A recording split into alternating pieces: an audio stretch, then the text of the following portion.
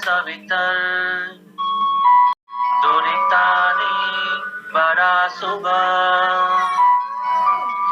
यद्भद्रं तन्न आसुभा। ओम शांति शांति शांति।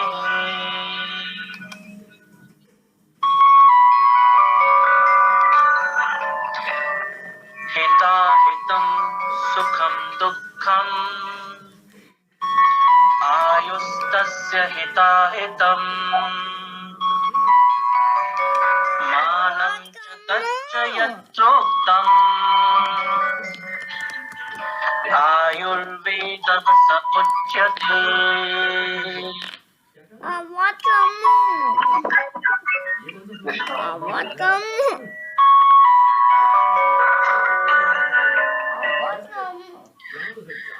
आप सभी का स्वागत एवं अभिनंदन। स्वदेशी विज्ञान आंदोलन, जिसे विज्ञान भारती दिल्ली के नाम से भी जाना जाता है, उसकी फरवरी माह की व्याख्यान श्रृंखला के इस तृतीय व्याख्यान में आज 21 फरवरी 2021 को कार्यक्रम समन्वयक और सह सचिव स्वदेशी विज्ञान आंदोलन डॉक्टर रश्मि मिश्रा मैम, आयोजन मंडली के सदस्य डॉक्टर संजय के शर्मा, डॉक्टर रश्मि शर्मा मैम और श्री रोशन अग्रवाल जी की ओर से मैं डॉक्टर आशुतोष पारिक आप सभी का इस कार्यक्रम में स्वागत एवं अभिनंदन करता हूं। आज का यह दिन बहुत ही विशिष्ट है, क्योंकि न केवल हम आयुर्वेद पर चर्चा इस सत्र में करने वाले हैं, बल्कि आज का दिन मातृभाषा दिवस के रूप में भी मनाया जाता है। आप सभी परिचित होंगे कि 17 नवंबर 1999 को यूनेस्को द्वारा आज के दिन को संपूर्ण विश्व में मातृभाषा दिवस के रूप में मनाना प्रारंभ करने की घोषणा की गई और उसके पश्चात 21 फरवरी का दिन तय किया गया, जिस दिन हम सभी मातृभाषा दिवस के रूप में से मनाते हैं। विश्व में भाषाई एवं सांस्कृतिक विविधता को और बहुभाषिता को बढ़ावा देने के लिए इस दिवस को मनाना प्रारंभ किया गया। हिंदी की कहावत बहुत प्रसिद्ध है, 4 कोस पर पानी बदले 8 कोस पर बानी। जिस भाषाई विविधता और बहुभाषिता की बात यूनेस्को ने 17 नवंबर 1999 को कही, उस बात को हमारे जो साहित्यिक समालोचक हैं, साहित्यिक मर्मज्ञ हैं, वे पूर्व से ही जानते हैं, मानते हैं और उसे धारण करते हैं। भारत में भाषाई विविधता इस दृष्टिकोण से है कि प्रत्येक भाषा, प्रत्येक बोली की अपनी एक विविधता है और इसीलिए भारतेंदु हरिश्चंद्र जी ने एक बात कही थी और कहा था, निज भाषा उन्नति अहे, सब उन्नति को मूल। हम सभी को अपनी अपनी भाषाओं की उन्नति की ओर अग्रसर होना चाहिए, उसके प्रयोग के लिए प्रयत्नशील होना चाहिए और यही वास्तविक रूप में सभी उन्नतियों का मूल है। तो आज अंतरराष्ट्रीय मातृभाषा दिवस पर आप सभी को बहुत बहुत बधाई हो, शुभकामनाएं, और हम अपने पथ पर अपनी भाषा के माध्यम से लगातार कार्य करते रहें, यह आज का दिन हमें संदेश देते हैं। स्वदेशी विज्ञान आंदोलन भी इसी की ओर अग्रसर हो रहा है और विविध भाषाओं के माध्यम से विज्ञान की उन्नति को संपूर्ण विश्व के सामने रखने का अपना दृढ़ प्रतिज्ञा रखता है। स्वदेशी विज्ञान आंदोलन के माध्यम से जो भारतीय विज्ञान है, उस भारतीय विज्ञान को विविध भाषाओं में सर्वजन सुलभ बनाने का जो प्रयास किया जा रहा है, वह निश्चित रूप से बहुत ही सार्थक है, बहुत ही उपादेय है। आज के दिन मैं स्वागत करता हूं हमारे कार्यक्रम के मुख्य वक्ता डॉक्टर अखिलेश शर्मा महोदय का, जो कि आयुर्वेद मर्मज्ञ हैं। 30 वर्षों का उनका बृहद अनुभव है। 19 देशों में आयुर्वेद का संवर्धन कर रहे हैं और दिल्ली में जो राज्य सरकार है, उसके आयुर्वेद सलाहकार के रूप में भी आपने सेवाएं दी हैं और साथ ही California college of Ayurveda, Hindu university America में विजिटिंग फैकल्टी के रूप में कार्यरत है। आपका बहुत सुंदर परिचय आयुर्वेद today.org यह एक वेबसाइट है। यह इनका संपूर्ण परिचय भी है, व्यक्तित्व भी है और कृतित्व भी है। मैं यहाँ पर उपस्थित सभी लोगों से निवेदन करूंगा कि वे अवश्य ही आयुर्वेद today.org इस वेबसाइट पर अवश्य ही जाएं और डॉक्टर अखिलेश शर्मा जी के द्वारा जो भी कार्य किए जा रहे हैं उन कार्यों को स्वयं की प्रेरणा के लिए अवश्य ही देखें। आपका बहुत बहुत स्वागत एवं अभिनंदन। कार्यक्रम को आगे बढ़ाते हुए सर्वप्रथम कार्यक्रम के अध्यक्ष और सर्वदा ही हमारे पथ प्रदर्शक डॉक्टर डीपी भट्ट सर से मैं निवेदन करूंगा। आप अध्यक्ष हैं स्वदेशी साइंस मूवमेंट ऑफ इंडिया, जिसे विज्ञान भारती दिल्ली के नाम से जाना जाता है। आप पूर्व वरिष्ठ विज्ञानी रहे हैं और अध्यक्ष रहे हैं IPRM group CSIR national physical laboratory में। आपका परिचय निश्चय ही हम सभी के लिए बहुत ही प्रेरणाओं का कारण बना है। आपके कार्यों के माध्यम से हम सभी इस पथ पर अग्रसर हो रहे हैं। तो सर्वप्रथम मैं आमंत्रित करता हूं अध्यक्षीय उद्बोधन के लिए आदरणीय DP भट्ट सर को।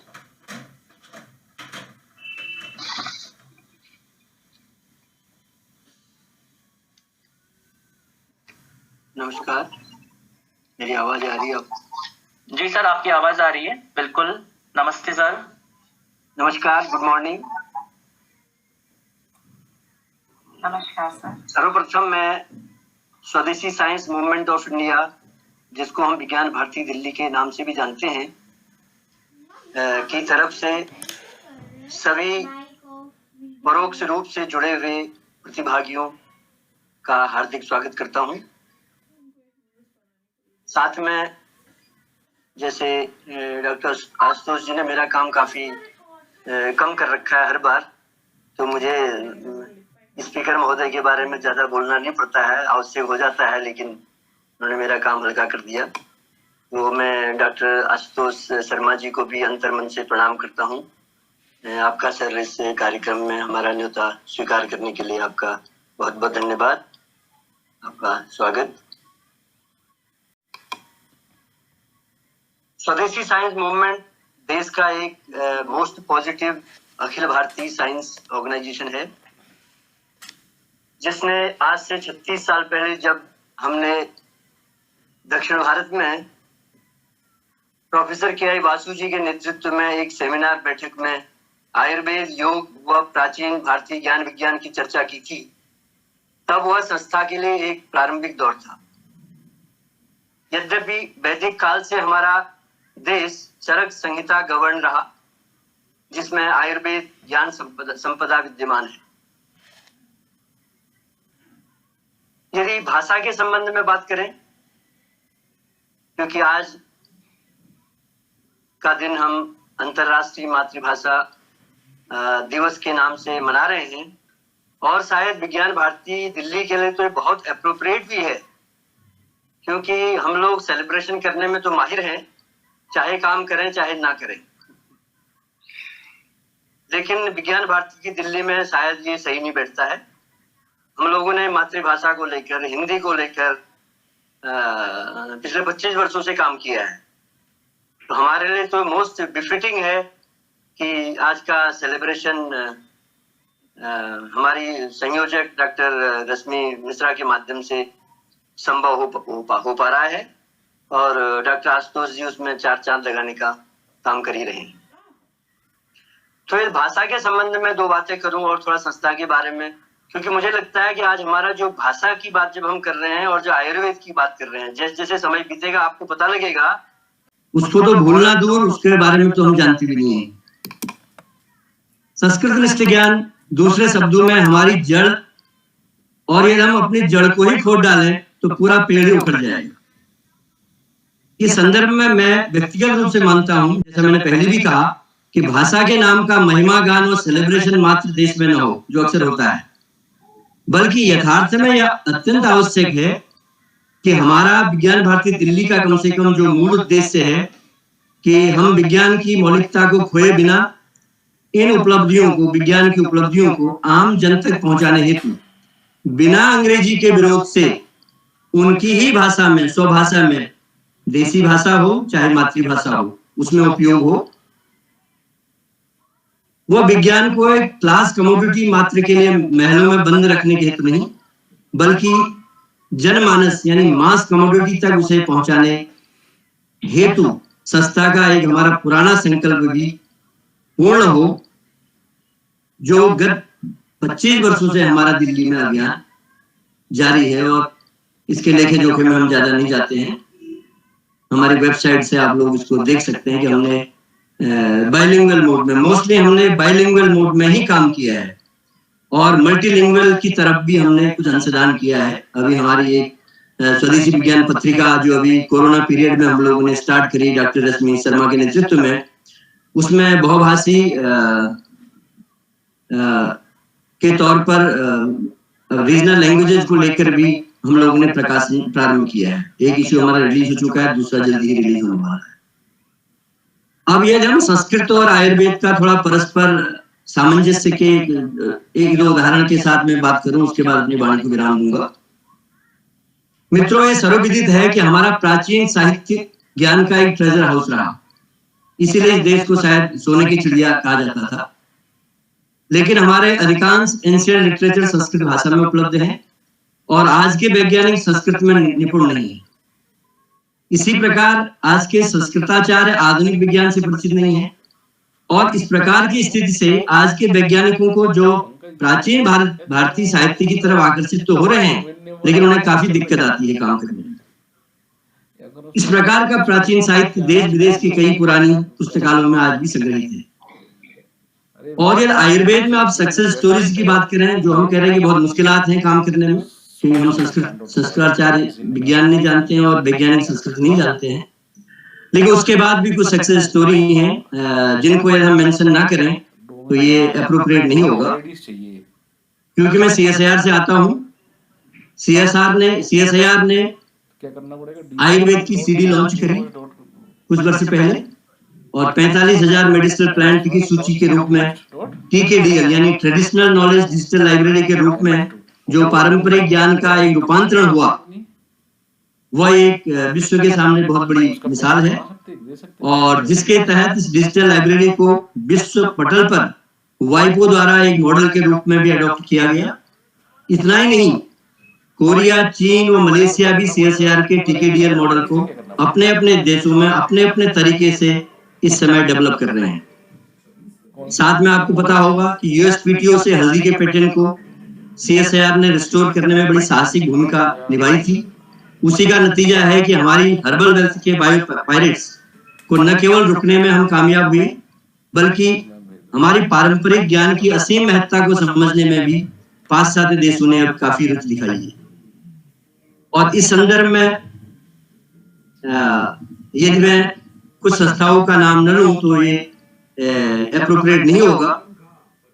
हमारे ही संस्था के विज्ञान भारती दिल्ली के पैट्रन और corporate members Dabur India limited, Ayurveda limited, Himachal based एक कंपनी है, ये हमारे पुराने सदस्य रहे हैं, तो उनको मैं साधुवाद देता हूँ। उसके साथ साथ पतंजलि योगपीठ, जिन्होंने भी बहुत अच्छे काम किए आयुर्वेद के क्षेत्र में। अभी तो आज का जो विषय है कोविड, उसमें भी उन्होंने 2-3 दिन पहले मैं देख रहा था माननीय गडकरी जी के समक्ष उन्होंने कोरोना दवाई भी लॉन्च करी है, देर आए दुरुस्त आए।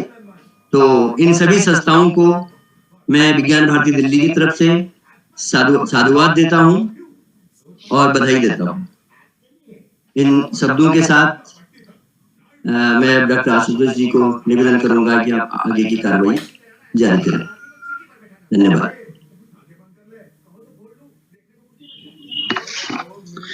आपका बहुत बहुत धन्यवाद और आपका मार्गदर्शन हमारे सबके लिए बहुत महत्वपूर्ण है और निश्चय ही वर्तमान जो जीवन है उस जीवन में आयुर्वेद की महत्ता की और हम अग्रसर हो रहे हैं और वर्तमान विश्व को इस आयुर्वेद के महत्व से परिचित कराना न केवल भारत के लिए अपितु संपूर्ण मानवीयता के लिए बहुत ही आवश्यक होगा।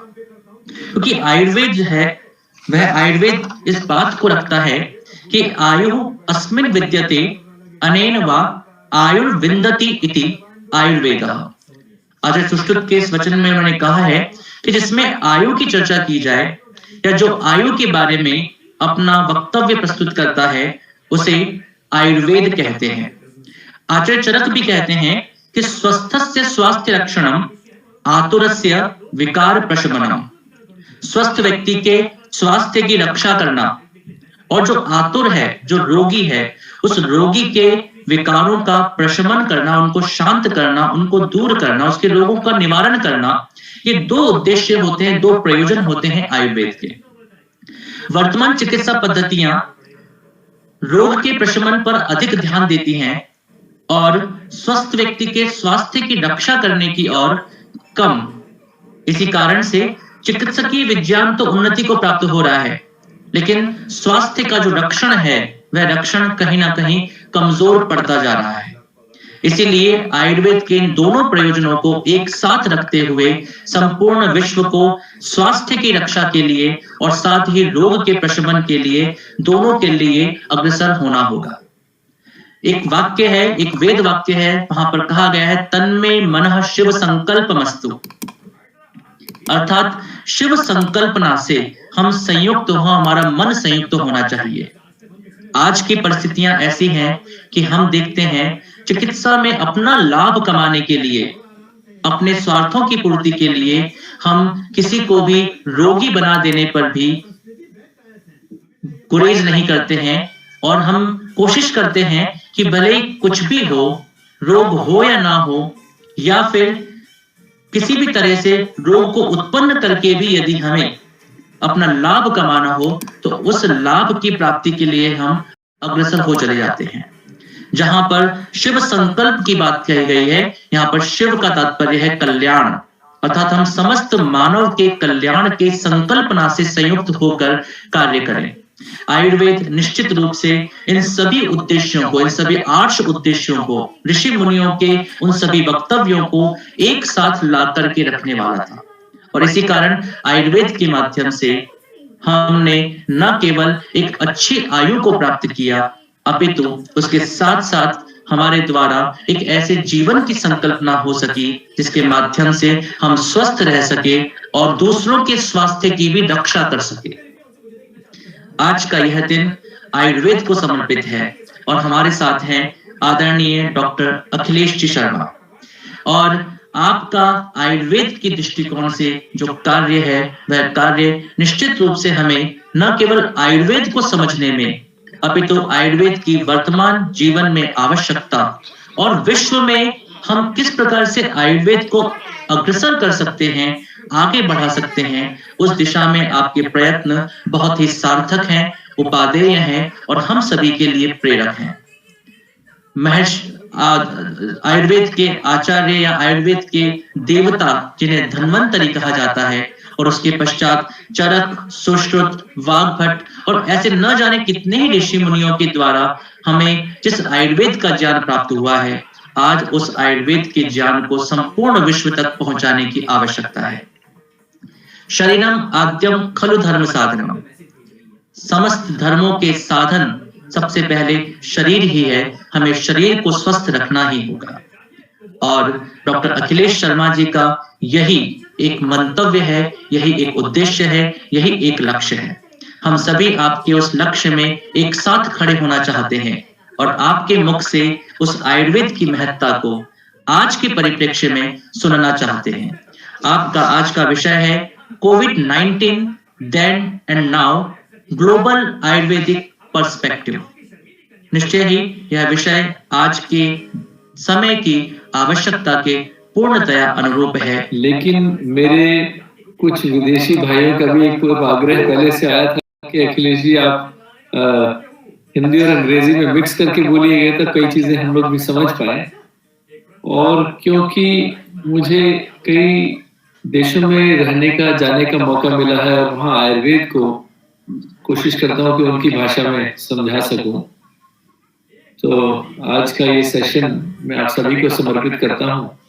क्योंकि ये हम ग्लोबल पर्सपेक्टिव में हम बात कर रहे हैं, तो अगर मुझे क्षमा कीजिएगा अगर हिंदी और अंग्रेजी में मिक्स करके मैं बोलूं। तो आज के इस सेशन को ओपन करने से पहले एक छोटा सा मंत्र, स्वास्थ्य संबंधी मंत्र मैं उच्चारण करना चाहूंगा, उसके बाद हम उसको बंद करते हैं। 1 मिनट के लिए सभी का ध्यान चाहूंगा, आप लोग अपनी आंखें बंद करेंगे, इस मंत्र पर ध्यान देंगे। ओम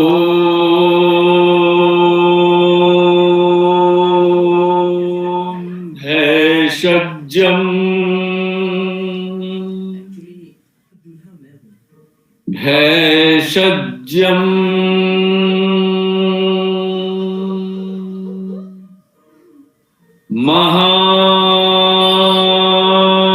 महाभेषजम राजा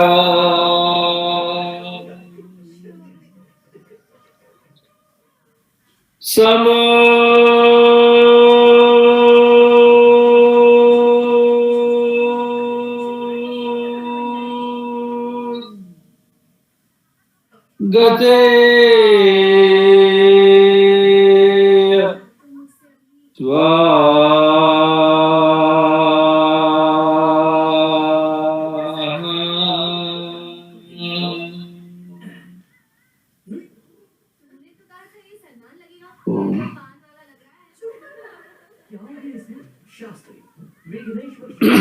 ओम भेषजम भेषजम महाभेषजम राजा समुद्गते स्वाहा। ये एक बहुत पुराना मंत्र है। इतिहास में किसी को नहीं पता कि इन मंत्रों का रचयिता कौन था। क्या कोई एक व्यक्ति था, कोई मानव था, कोई ईश्वरीय शक्ति थी, कोई दैवी शक्ति थी?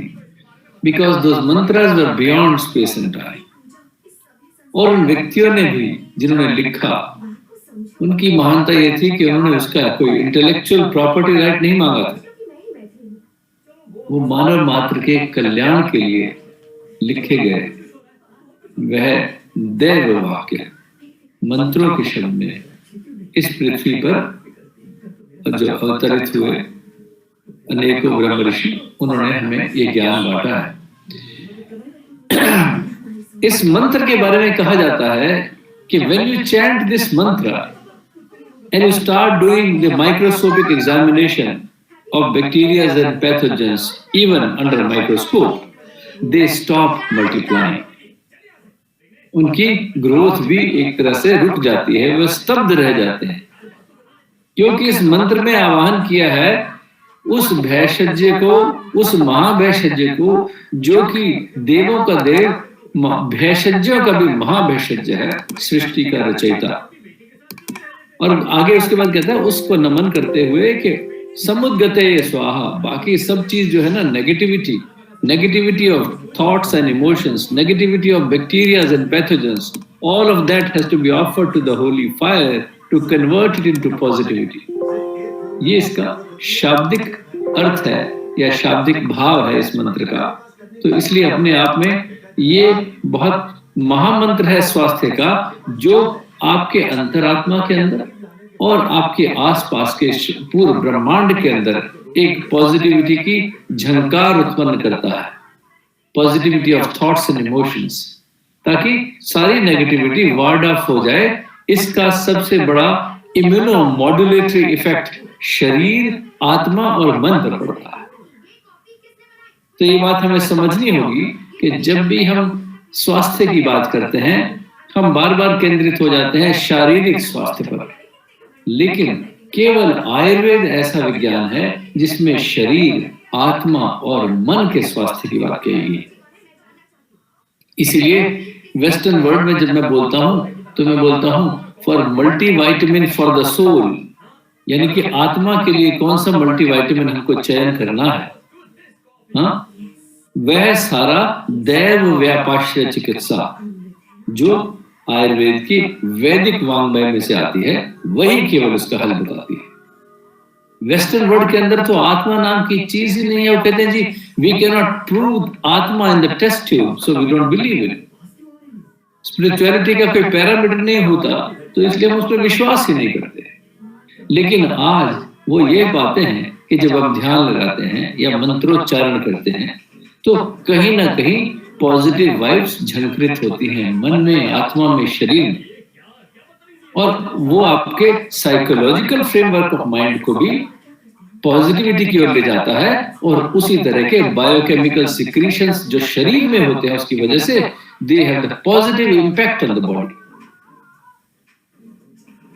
सो just chanting of the mantras have a very powerful impact. आज तक आपने किसी व्यक्ति से जिसने किसी भी स्कूल ऑफ थॉट से कोई भी मंत्र सीखे, चाहे वो आनंद मार्गी हो, चाहे हरे कृष्णा मूवमेंट के लोग हों, या और भी किसी भी गौड़ीय मठ के लोग हैं, जो लोग भी किसी भी प्रकार का कोई मंत्रोच्चारण सीखे हैं या किसी भी धर्म की प्रार्थना को सीखे हैं, जब वो मन और आत्मा को उसमें समाहित कर लेते हैं इकट्ठा, तो उनको एक शारीरिक सुख की, एक शांति की अनुभूति होती है.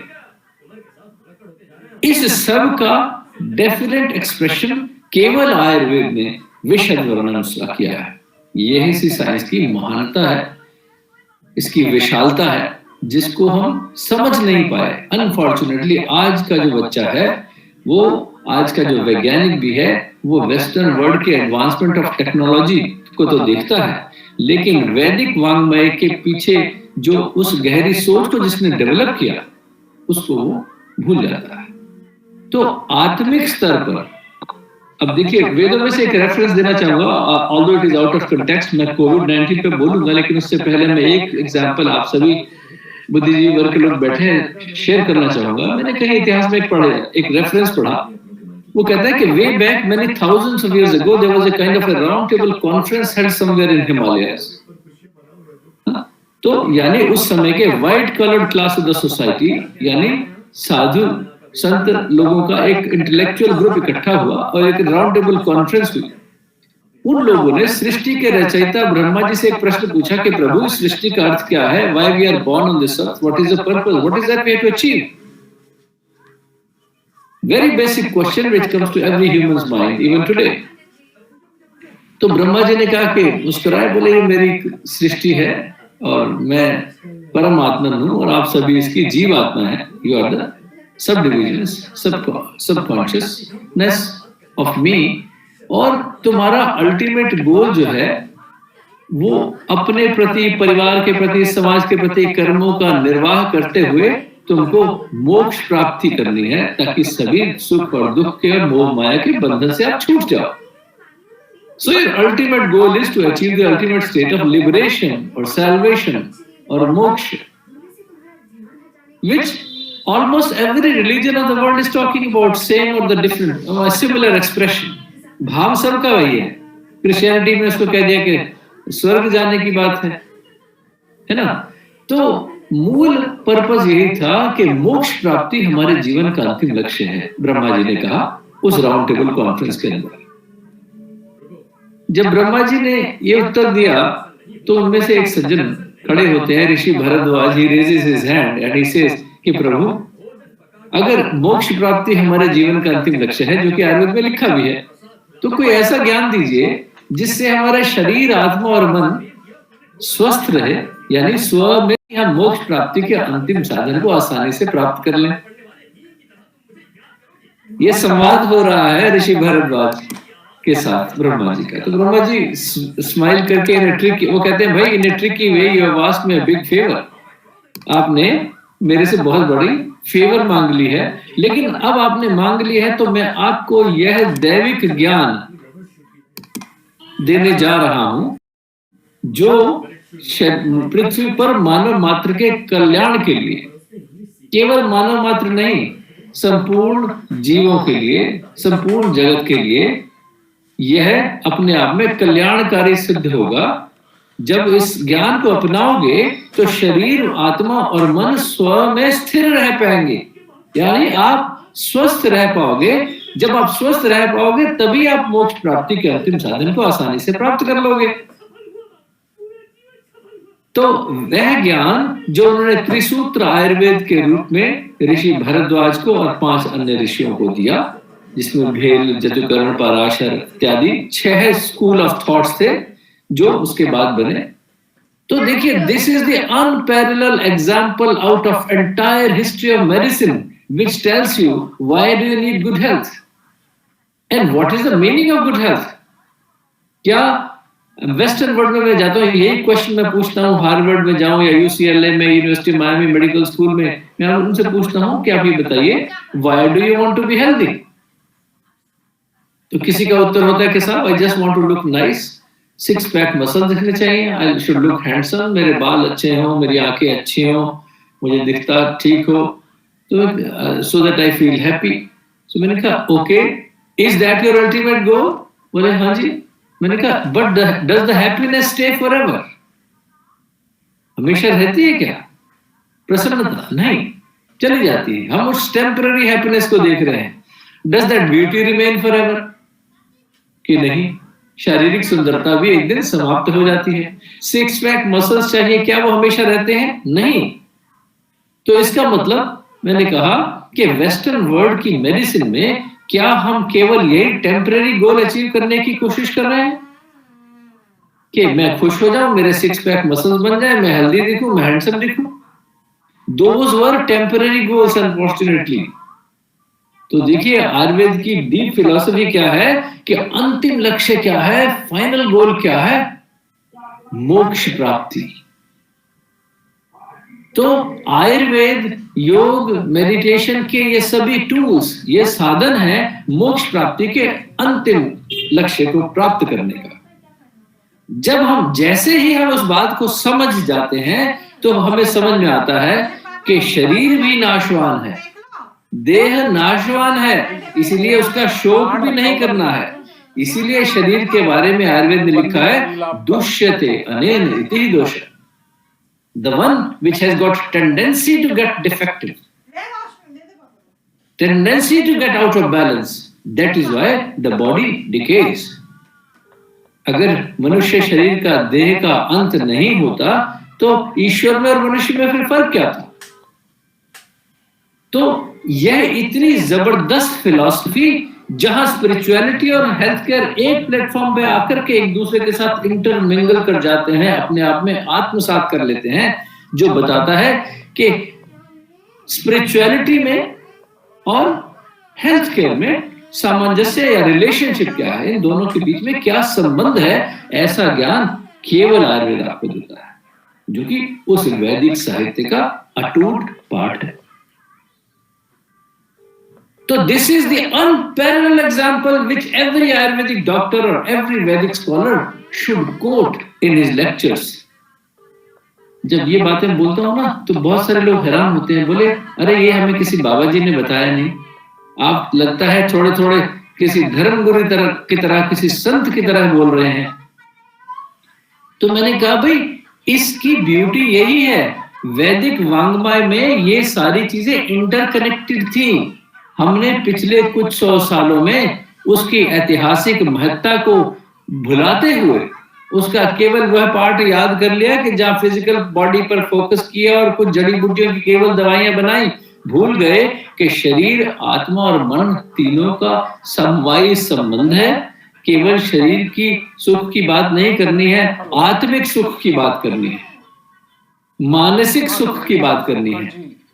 तो जिस दिन हमें ये समझ में आ गया, वो केवल भारत में नहीं पूरे विश्व में हम उनके आत्मिक गुरु बनेंगे। आत्मिक स्तर पर हमें फिजिशियन पैदा करने हैं। और लोगों को कहता हूं when you go to the temple, you know why do you go to the temple? क्योंकि मंदिर हो या मस्जिद हो या गुरुद्वारे हो, ये आपके लिए, आपकी आत्मा के लिए हेल्थ केयर सेंटर है, जो आत्मिक स्तर पर आप पर काम करते हैं, मन में शांति लाते हैं, ठीक है, अच्छी नींद लाते हैं, आपका स्ट्रेस खत्म हो जाता है। अब जैसे जाके सरेंडर करते हो, यू रिंग द बेल और रोने लग जाते हो, प्रभु मैं तो बहुत कष्ट में हूं, मेरे दुखों का हरण तुम ही करो। The moment we surrender to him totally, we are immediately energised automatically, we cry and we surrender, we devote ourselves totally to him. The moment we do it from purity of consciousness, we immediately get recharged. एक नई शक्ति का उदय अपने आप में हो जाता है। किसी ने उस मल्टीविटामिन को किसी बॉटल में, किसी पैकिंग में नहीं बेचा, वो आपको पता भी नहीं लगा वो कब आपके अंदर चली गई और आपने उसको आत्मसात कर लिया। So are those temples are not the nodal centers of healthcare? अब मैं उसको इस दृष्टि से देखता हूं, मैं अमेरिका जाता हूं तो वहां के 750 हिंदू मंदिरों की लिस्ट बना करके मैंने कहा काश हर एक हिंदू मंदिर के अंदर केवल धर्म की महत्ता ना पढ़ा करके उसको आयुर्वेद से जोड़ करके और स्वास्थ्य रक्षा केंद्र खोला जाता ना, rather wellness centre where we teach the multi dimensional aspect of Ayurveda is the way to go. आज अगर हमारा आत्मिक बल बढ़ जाता ना तो उसके माध्यम से हम कोरोना जैसी कोई भी मुश्किल से मुश्किल घड़ी और बीमारी हम उसको चैलेंज कर सकते थे और कर सकते हैं और किया है। अब ये तो एक एग्जांपल आया, आपको मैंने जो रेफरेंस कोट किया कि this is the example of reference point, the connection between spirituality and health care. Basic principle of Ayurveda की ओर अगर बढ़े, हम कहते हैं कि शरीर जो है पंच तत्वों से बना है। These 5 elements combine in a particular permutation and combination to make 3 vital forces in the body. We call them as Vata, Pitta and Kapha. ठीक है? Where air and ether combine to make something called air energy. यानी वायु और आकाश तत्व मिलकर क्या बनाते हैं? वाता, वायु। ठीक है? Second vital force in the body is called Pitta, which is fire element. कुछ लोग उसको फायर एंड अर्थ एलिमेंट दोनों का सामंजस्य मानते हैं, जिसमें अग्नि तत्व और पृथ्वी तत्व कॉम्बिनेशन है। Third vital force in the body है kapha, which is force of cohesion.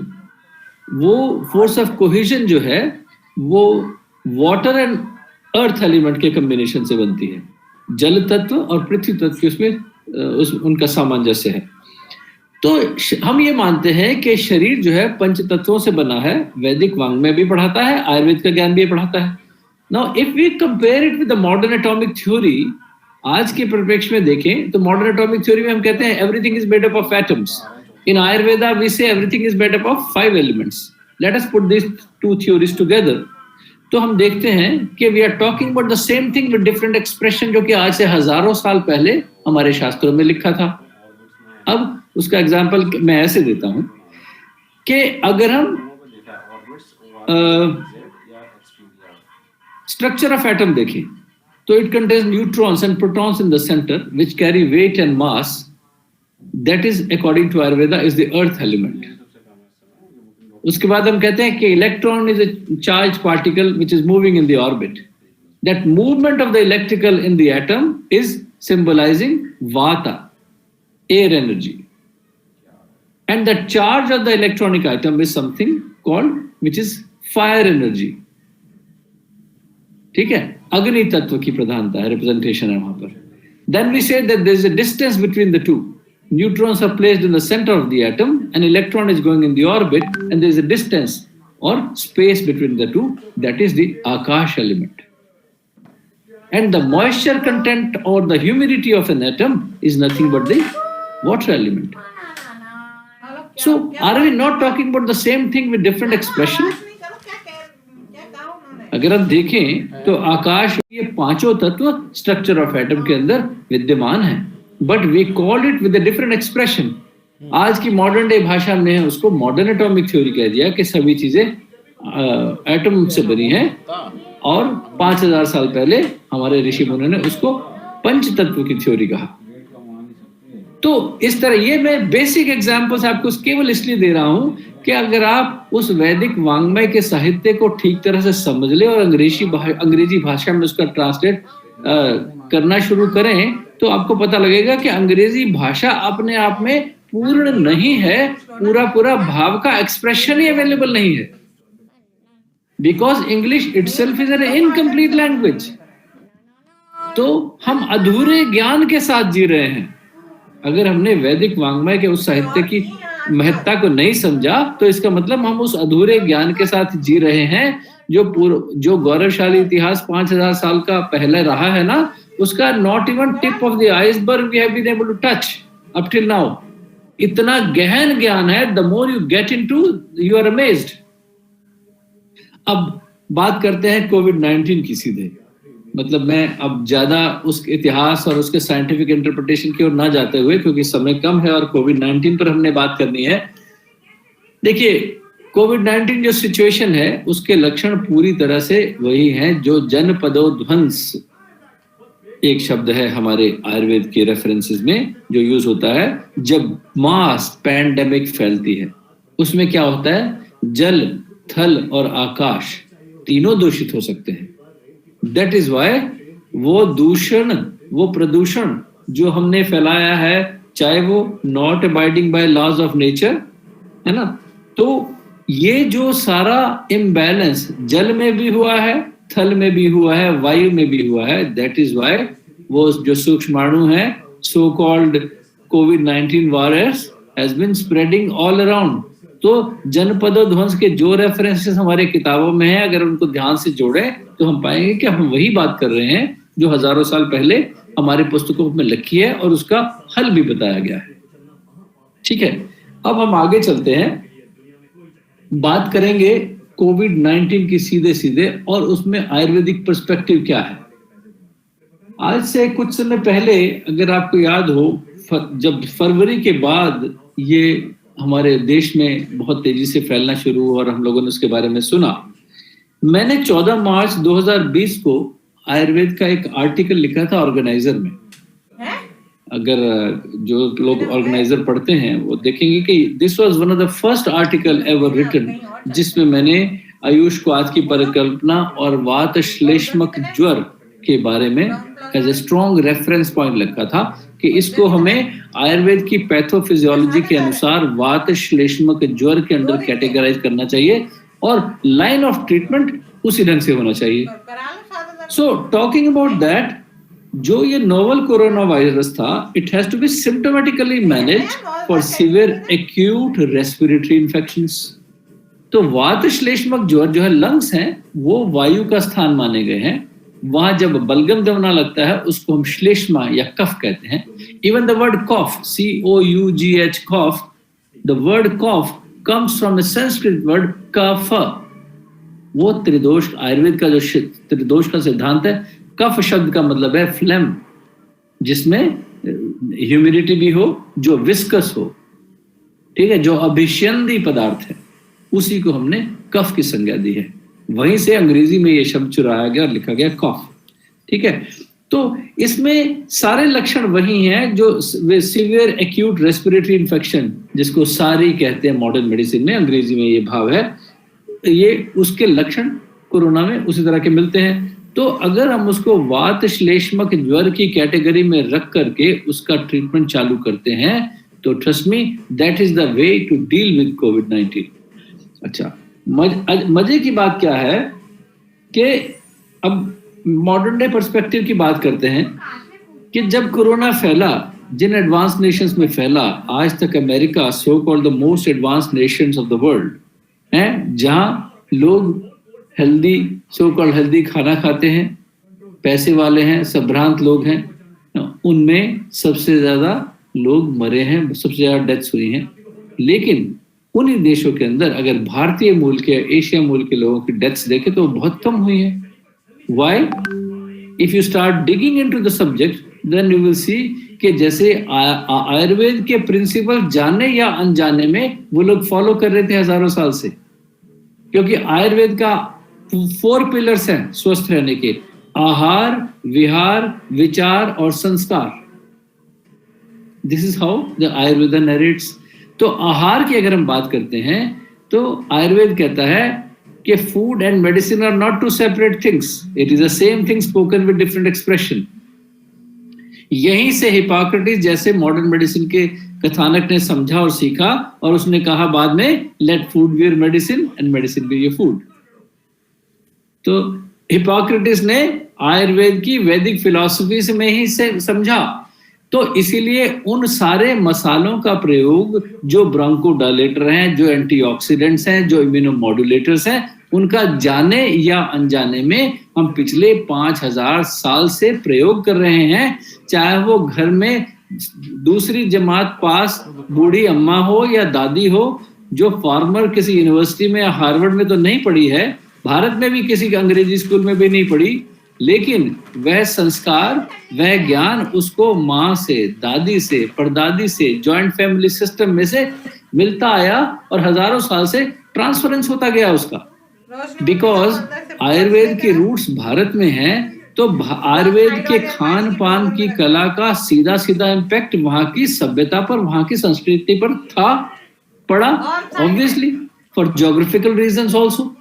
तो इसलिए भारतीय पाकशास्त्र अपने आप में एक चिकित्सा है, लेकिन ये पिछले 400 साल के गुलामी के शासन में जो विदेशी आक्रमणकारी आए, 400 साल का मुसलमानी आक्रमणकारी इतिहास हो या उसके बाद का 200 साल का ब्रिटिश इंपीरियलिज्म, इन सब में उस संस्कृति और सभ्यता के बेसिक मूल्यों को तबाह करने की कोशिश की गई। उसी तरह से हेल्थ केयर सिस्टम को भी they try to demolish. We had Nalanda and Takshila universities when Oxford and Cambridge were not even existing. मुझे दुख तो है, ग्लानि भी है, मैं ये बात मैं अंग्रेजी में कह रहा हूं, लेकिन दुर्भाग्य नहीं है हमारा कि मैं भी अंग्रेजी में बोल रहा हूं आपको, और मुझे अंग्रेजी में जाके विदेशों में बताना और पढ़ाना पड़ता है कि नालंदा और तक्षशिला यूनिवर्सिटी इतनी बड़ी थी, जब फॉरेन इन्वेडर्स अहमद शाह अब्दाली जैसे लोग आए, उन्होंने तक्षशिला यूनिवर्सिटी को आग लगाई, the fire went on for 6 months. The library was so big. तो इमेजिन कीजिए, कल्पना कीजिए कितना जो अमूल्य हमारा धरोहर जो थी, हमारा ज्ञान जो था, वो लोगों ने डिस्ट्रॉय किया, तबाह किया उसको। तो कमिंग बैक टू, हम कह रहे हैं कि आयुर्वेद के अनुसार जब आहार की बात करते हैं, मैंने पिछले 24 साल से मेरा रिकॉर्ड है, मैं regular America, south America, Europe के कई देशों में जाता हूँ। भाई साहब ने बताया 19 देश, मैंने लगभग अब तक 28 देश एक्चुअली हो गए हैं जिनमें मैं पिछले 24 साल से ट्रैवल कर रहा हूँ। मैंने एक इंटरेस्टिंग सर्वे बनाया इन दिनों, देखा भी कहाँ कौन लोग मरे, कितने लोग प्रभावित हुए कोरोना से। तो मैंने अमेरिका के विभिन्न समुदाय के लोगों का एक सर्वे किया। तो नेटवर्क क्योंकि मेरा ऑलरेडी था, वहां के मेडिकल कम्युनिटी में भी, हॉस्पिटल्स में भी मैं जाता हूं। तो क्या देखा मैं अगर हरे कृष्णा मूवमेंट के फॉलोअर्स को पूछता हूं, भक्ति वेदांता इंस्टीट्यूट्स के डिफरेंट ब्रांचेस में वहां के हेड प्रीस्ट को संपर्क करता हूं, तो पूछता हूं कि भाई कितने लोग कोरोना से प्रभावित हुए या मरे, तो बोले जी ऑलमोस्ट नेग्लिजिबल, बहुत कम है, 0.1% से भी कम होंगे। क्यों हुआ भाई ऐसा? क्योंकि वे शाकाहारी थे।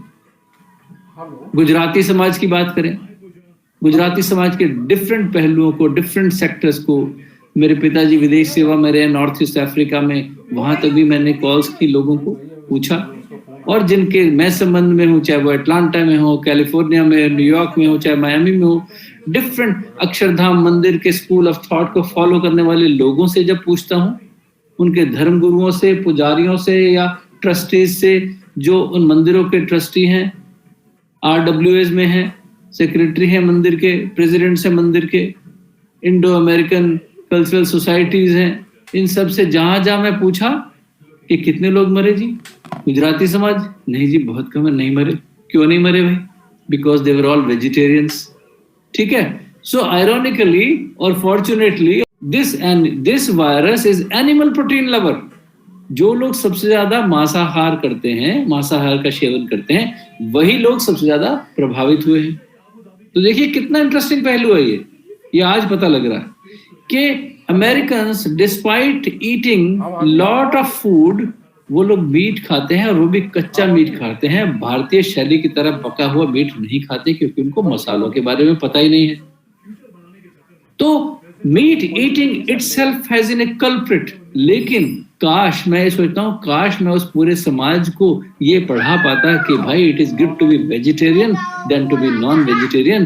क्योंकि उनकी अपनी किताब भी, बाइबल भी यही लिखती है, it is good to be vegetarian than to be non vegetarian. तो शाकाहार की महत्ता जो वैदिक लिटरेचर में भी बड़ा विशद वर्णन है जिसका, और आयुर्वेद भी इसको मानता है। कई पहलुओं से हम मानते हैं कि जब किसी एनिमल को आप काट करके खाते हो तो उसके आप अपने गलत कर्म जोड़ लेते हो ना साथ में, उसके जो श्राप जो मिल रहा है, उसका जो डर है, उसकी जो चीख चिल्लाहट है, तो उससे आप जो negative karma you are earning into your life by earning bad karmas, is that not going to affect you, your body and soul? It is definitely going to. तो इसलिए शाकाहार का अपने आप में एक साइलेंट महत्व इस एक कोरोना वायरस को देखने से आ जाता है, अगर आप समझने को तैयार हो तो।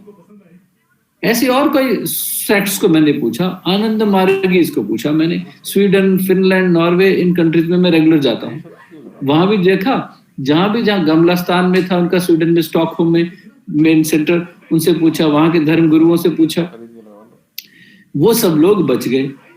और कौन बच गए? जो रेगुलर योग करते थे, प्राणायाम करते थे। आज पूरे विश्व में योग का बहुत बड़ा परचम लहराता है, क्योंकि योग जो है वो आयुर्वेद से बहुत पहले वेस्टर्न वर्ल्ड में पहुंच गया। But are they not part and parcel of the same packet? Is yoga not Ayurveda और is Ayurveda not yoga? Well, they have a brother sisterly relationship, तो उनको हम एक दूसरे से अलग नहीं कर सकते। ये बात अलग है कि यूएस एफडीए योग को कंट्रोल नहीं कर पाया, क्योंकि in the beginning they thought that yoga is another form of physical exercise, लेकिन उनको ये पता ही नहीं लगा कि जाने या अनजाने में जो वो लोग जो प्राणायाम रेगुलरली करते रहे, अनुलोम विलोम की क्रियाएं, चाहे वो बाबा रामदेव ने पढ़ाई थी या उन्होंने पहले से पढ़ ली थी कुछ और योग गुरुओं से और धर्म गुरुओं से, वो सब उनके जीवन में उनके लिए एक बहुत बड़ी प्रिवेंशन बन के आ गया, एक बहुत बड़ा वरदान बन के आ गया उनके जीवन में, और उनके लंग फाइबर, उनके एल्वेलाइज की कैपेसिटी और कैपेबिलिटी ज्यादा बढ़ गई, क्योंकि रेगुलर प्राणायाम करते थे। हालांकि उनको उसकी महत्ता नहीं पता थी, खाली वो सांस लेते थे, बोलते अच्छा लगता है, मन में शांति लगती है, ठीक है। So that has helped, that has saved thousands और millions of lives all over the world. तो आनंद मार्गी, हरे कृष्णा मूवमेंट, गौड़िया मठ के लोग, गुजराती समाज के लोग, इसी तरह के सभी तमाम शाकाहारी sector of the community has been saved. इसीलिए हम बड़े गर्व से कहते हैं। और उसके अलावा मसालों की बात करें तो अब हम आते हैं हार्डकोर मेडिसिनल प्रॉपर्टीज पे। मेडिसिनल प्रॉपर्टीज की बात करें तो एक चीज आप सभी लोग यूज करते हैं, जिसका नाम है हल्दी, ठीक है। आज से कुछ साल पहले तक हल्दी तक का किसी को पता नहीं था वेस्टर्न वर्ल्ड के अंदर, गुरु को पता ही नहीं था हल्दी क्या होती है। हल्दी, जिसको हम विष्णु प्रिया भी कहते हैं, भगवान विष्णु की प्रेयसी भी हैं विष्णु प्रिया, हल्दी और हरिद्रा, ठीक है। अगर मॉडर्न मेडिसिन के पॉइंट ऑफ व्यू से देखें तो it is anti viral, it is anti bacterial, it is bronchodilator, ठीक है। तो सांस की नलियों को खोलती भी है, एंटी वायरल तो है ही, एंटी बैक्टीरियल भी है, एंटी कैंसरस है। और हम ये मानते हैं कि प्लांट बेस्ड मेडिसिन में there is a cellular level intelligentsia of the plant which knows more than the doctor even how to work on the body.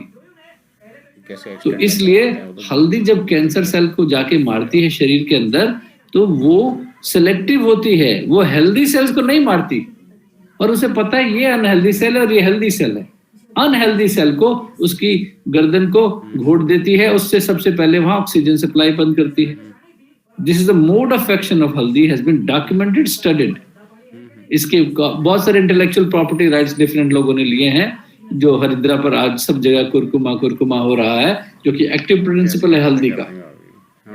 तो हल्दी के प्रयोग ने भारतीयों को बचाया है, सारे हिंदुस्तानियों को।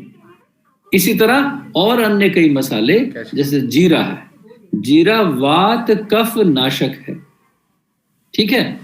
तो अगर जीरे की प्रॉपर्टीज देखें आयुर्वेद के परिप्रेक्ष्य में, इसलिए यह ज्वर भी जो है ना, वात कफज ज्वर है, जो लक्षण हमारे में अंदर पैदा होते हैं because of having corona virus symptom. So how did we save? मैंने यहाँ बैठे बैठे वर्ल्ड वाइड वेबिनार्स दिए कई अमेरिकन की। अब मैं सब पूरे नाम तो नहीं दे सकता, आपको वीडियो क्लिपिंग्स भेज सकता हूँ। कई सैकड़ों जाने जो बच गई, और हर एक से मैंने प्रॉमिस ये लिया जो जो ठीक होता जाएगा कम से कम 20 लोगों को औरों को बताएगा कि जो जो नुस्खे हमने प्रयोग किए, बड़ी सिंपल चीजें हमने जो यूज की जिससे लोग ठीक हुए। तो जो मैं कह रहा हूँ, हल्दी का प्रयोग कैसे किया? दूध में हल्दी, है ना। आप कहेंगे इसमें कौन सी नई बात बता रहे हो भाई साहब? तो मैं ये कह रहा हूँ कि हल्दी is fat soluble, not water soluble, इसलिए दूध में हल्दी का प्रयोग हमारे यहाँ हजारों साल से होता है। एंटीहिस्टामिन है, एंटी एलर्जिक है, कॉमन कफ कोल्ड ब्रोंकोडायलेटर भी है। तो इसलिए इस आरएनए वायरस को तोड़ने में हल्दी का अभूतपूर्व योगदान रहा है for antioxidant effect, immunomodulatory effect, चाहे वो आपकी अग्नि को बैलेंस करना हो, लिवर क्लिनसिंग करनी हो, ये सब में हल्दी का रोल रहा है। इसके अलावा हम और क्या प्रयोग करते हैं? काली मिर्च। अब काली मिर्च का प्रयोग भी हमारे खानों में होता रहा है। या पहले बात करते हैं क्यूमिन सीड की, जीरा। जीरा जो है पित्त शामक है, कफ शामक भी है और वात शामक भी है।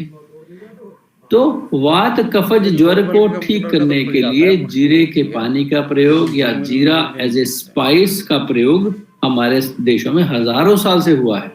चाहे हम अमेरिका में जाकर बस जाएं, अफ्रीका में बस जाएं या यूरोप में बस जाएं, जो भारतीय भारत से बाहर गया है वो आदमी जीरे का प्रयोग करता है, जो कि वेस्टर्न वर्ल्ड में अभी कुछ 100 साल पहले पता लगा।